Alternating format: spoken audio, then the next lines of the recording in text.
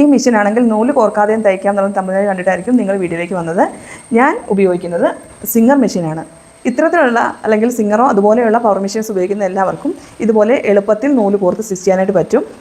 നമ്മൾ ഒരു തവണ നൂല് കോർത്ത് കഴിഞ്ഞാൽ നമ്മൾ പിന്നീട് അത് ഫോളോ ചെയ്ത് ഞാൻ ഈ കാണിക്കുന്ന ട്രിക്ക് ഫോളോ ചെയ്തിട്ട് പിന്നീട് തുടർന്നും നൂലുകൾ വളരെ പെട്ടെന്ന് കോർത്ത് സ്റ്റിച്ച് ചെയ്യാനായിട്ട് പറ്റും. അതെങ്ങനെയാണ് ചെയ്യുന്നത് നമുക്ക് നോക്കാം.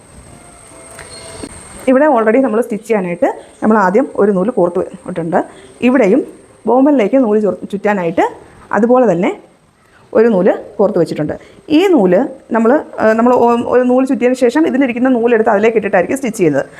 നമ്മളിങ്ങനെ ബോംബലിൽ നൂല് ചുറ്റിയതിന് ശേഷം അത് ഊരിയെടുത്തിട്ട് നമ്മളിവിടെ നിന്ന് കട്ട് ചെയ്യുന്നു. ഇങ്ങനെ കട്ട് ചെയ്യുമ്പോൾ ഇവിടെ നൂല് ഇവിടെ ഉടക്കി നമ്മൾ നൂല് കട്ട് ചെയ്ത് മാറ്റി. അപ്പോൾ ബാലൻസ് ഇവിടെ നിന്നായിരിക്കുമല്ലോ നൂലെടുത്തത്. ഇനി ഈ നൂല് ഒരല്പം താഴെ വെച്ച് നമ്മളത് കട്ട് ചെയ്യുന്നു. ഇങ്ങനെ നമ്മളിത് കോർത്ത് ഒരല്പം നൂലിങ്ങോട്ട് നീട്ടി ഇത് കട്ട് ചെയ്ത് ഇത്രയും നീട്ടിയിട്ടിട്ട് നമ്മളത് ബോബന് ചുറ്റാൻ എടുത്ത നൂല് എടുത്ത് മാറ്റി. ഇങ്ങനെ ഈ ഭാഗത്ത് ബോബന് ചുറ്റുന്ന ഭാഗത്ത് ഇത്രയും സെറ്റ് ചെയ്തിട്ടിരിക്കണം. ഇനി അടുത്ത കളർ നമ്മൾ നൂല് കോർക്കാൻ നേരം നമ്മൾ ഇതിൻ്റെ നൂലെടുത്ത് ഇതിലേക്ക് വെച്ച് ഒന്ന് ജസ്റ്റ് കെട്ടിട്ട് കൊടുക്കുന്നു. ജസ്റ്റ് രണ്ട് നൂലും കൂടെ കൂട്ടി ഒന്ന് കെട്ടിട്ട് കൊടുത്തതിന് ശേഷം നമ്മളത് ഇവിടെ നിന്ന് ഇങ്ങനെ വലിച്ച് ഇവിടുത്തെ രണ്ട് ഹോളിലൂടെയും കടത്തി അതിങ്ങനെ നൂല് വെട്ടി മാറ്റി കഴിഞ്ഞാൽ നമുക്ക് ബോബന് ചുറ്റേണ്ട നൂല് ഇവിടം വരെ എത്തി. ഇനി അടുത്തത് നമ്മൾ ബോബൻ എടുത്തേച്ച് നമ്മളതിലേക്ക് ചുറ്റി ഇതിൽ വെച്ച് കൊടുത്താൽ മതി. ഇങ്ങനെയാണ് ബോബനിൽ നൂല് ചുറ്റാനായിട്ടുള്ള ട്രിക്ക്. ഇനി അടുത്തത് സ്റ്റിച്ച് ചെയ്യാനായിട്ട് നമ്മൾ വേറൊരു കളർ എടുക്കും. ഓൾറെഡി ഒരു കളർ നമ്മൾ സ്റ്റിച്ച് ചെയ്ത് കഴിഞ്ഞു. അടുത്ത കളർ നൂല് നമുക്ക് ഇതിലേക്ക് കയറ്റാനും നമ്മൾ അതേ മെത്തേഡ് തന്നെ യൂസ് ചെയ്യുന്നു. അതിനായിട്ട് നമ്മൾ ഓൾറെഡി വെച്ചിരുന്ന നൂല് നമ്മൾ കട്ട് ചെയ്യുന്നു. അതിനുശേഷം നമുക്ക് അടുത്ത കോർക്കേണ്ട നൂല് അതിനോട് കൂടി ഒരു കെട്ട് കൊടുക്കുന്നു. ഒരു തവണ കെട്ടിയാൽ മതിയേ. ഇങ്ങനെ ഒന്ന് കെട്ടിട്ട് കൊടുക്കുന്നു.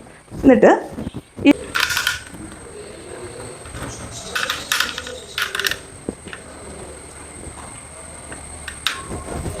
അതിനുശേഷം ഈ നൂല് ഈ സൂചിയുടെ തൊട്ടിപ്പുറത്തേക്ക് വരെ ഇതിങ്ങനെ വലിക്കുമ്പോൾ അത് മുകളിൽ നിന്നും വന്നതാ ഇങ്ങനെ ഇവിടം വരെ എത്തും. ഇനി ഇവിടെ നിന്നും സൂചിയുടെ ഇവിടെ നിന്നും നമ്മൾ വീണ്ടും അതൊന്ന് കെട്ട് വന്ന് ഇവിടെ തട്ടി നിൽക്കും. ഒന്ന് ചെറുതായിട്ടൊന്ന് വലിച്ചു കൊടുത്തു കഴിഞ്ഞാൽ അത് വന്നോളും. ഓക്കെ, ഇപ്പം നമ്മുടെ വേണ്ട നൂല് ഇവിടെ എത്തി. ഇത് നമുക്ക് സ്റ്റിച്ച് ചെയ്യാം.